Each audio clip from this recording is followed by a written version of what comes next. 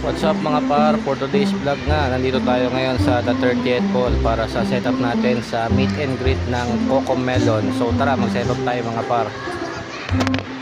Morning grind nga pala tayo mga par. So nandito na tayo sa the 30th call ng 6 AM para sa event natin mamayang 1 PM. So nag setup nga tayo ngayon dito sa may activity center ng the 30th. Ang setup nga pala natin ay ito nga, meron tayong apat na LED RGB backdrop, saka apat na moving heads sa kabilang side ng stage, saka isang pares ng NXL speaker, and one pair of sub lang ang gagamitin natin kasi maliit lang naman ang lugar.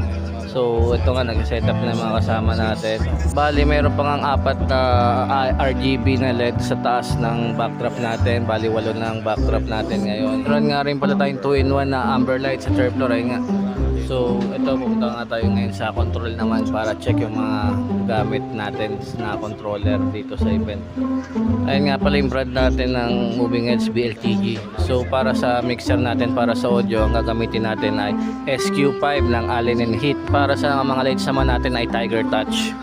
So ayun na, nag-start na ang event natin mga par. So kung may inquiries kayo about sa Southside Lights, PM lang kayo dito sa page mga par. Ingat lang kayo, stay safe.